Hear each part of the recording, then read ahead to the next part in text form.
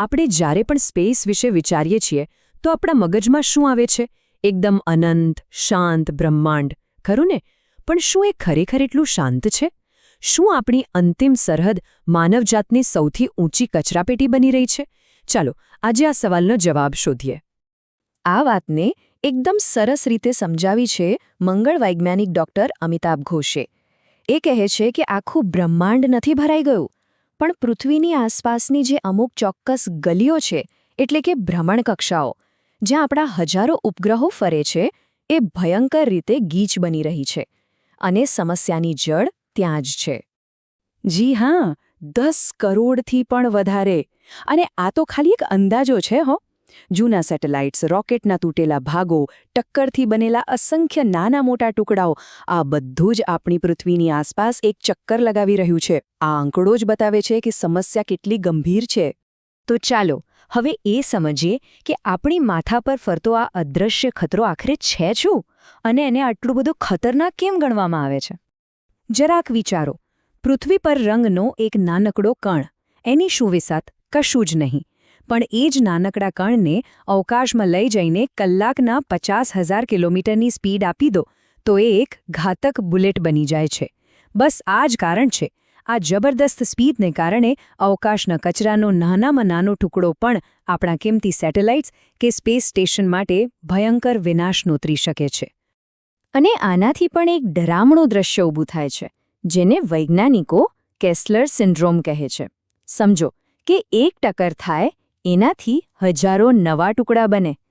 આ નવા ટુકડાઓ બીજી વસ્તુઓ સાથે ટકરાય અને એમાંથી લાખો ટુકડા બને.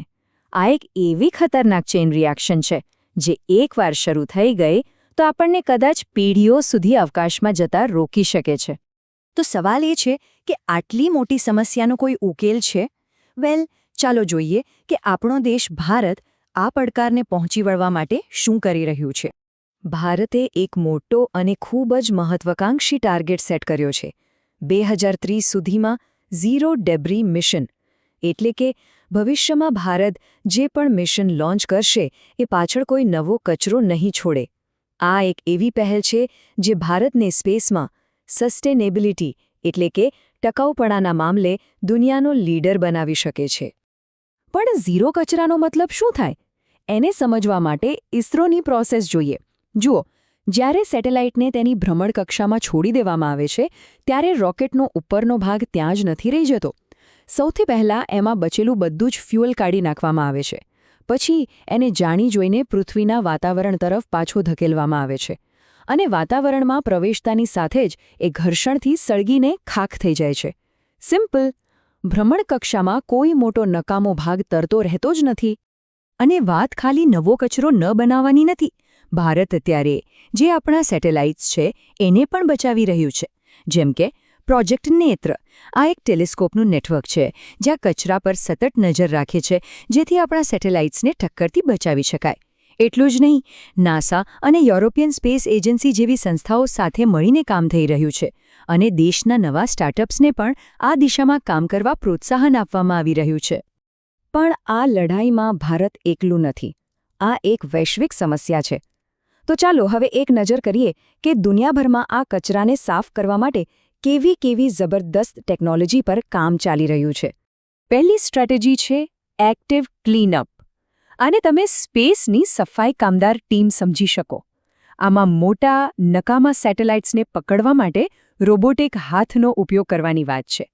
તો ક્યાંક લેઝર વાપરીને નાના ટુકડાઓનો રસ્તો સહેજ બદલી નાખવાની, જેથી ટક્કર ટાળી શકાય. આ બધી ટેકનોલોજી વિકસાવવામાં આવી રહી છે જેથી કચરાની નજીક જઈને તેને હટાવી શકાય. પણ આમાં એક મોટી સમસ્યા છે. આ એક્ટિવ ક્લીનઅપની પદ્ધતિઓ ખૂબ જટિલ, બોજારૂપ અને મોંઘી છે. એનાથી કદાચ થોડાક મોટા કચરાના ટુકડા તો હટાવી શકાય, પણ પેલી જે લાખો કરોડો બુલેટ જેવી નાની નાની વસ્તુઓ ફરી રહી છે, એનું શું? એના માટે આ ઉપાય વ્યવહારુ નથી. અને બસ આ જ કારણે બીજી સ્ટ્રેટેજી સૌથી વધુ શક્તિશાળી સાબિત થાય છે. અને એ છે સ્માર્ટ પ્રિવેન્શન. એટલે કે કચરો બને જ નહીં એનું ધ્યાન રાખો. ઇસરોની જેમ જવાબદાર રોકેટ ડિઝાઇન અપનાવો, આંતરરાષ્ટ્રીય નિયમોનું પાલન કરો અને મિશન પૂરું થાય પછી સેટેલાઇટને નિષ્ક્રિય કરી દો. હંમેશા યાદ રાખવા જેવી વાત છે કે સફાઈ કરતાં સાવચેતી સારી. તો હવે આપણી પાસે ટેકનોલોજી પણ છે અને એને વાપરવાની સ્ટ્રેટેજી પણ. તો પછી સૌથી મોટો અવરોધ શું છે? નવાઈની વાત એ છે કે આ અવરોધ ટેકનોલોજીનો નથી, પણ માણસો અને રાજકારણનો છે. અને આ જ સૌથી મોટો સવાલ છે. સ્પેસમાં આજે કેટલાય દેશો અને પ્રાઇવેટ કંપનીઓ કામ કરી રહી છે. આ બધા પોતપોતાના હિતો જુએ છે. તો પછી એવું તો શું કરી શકાય કે દરેક જણ નિયમોનું પાલન કરે? આજે આકાશમાં લગભગ 11,000 સેટેલાઇટ્સ છે. હવે ભવિષ્યનો આંકડો જુઓ. ખાલી એક જ કંપની સ્પેસએક્સ આવનારા સમયમાં લગભગ 42,000 સેટેલાઇટ્સનું નેટવર્ક બનાવવાની યોજના ધરાવે છે.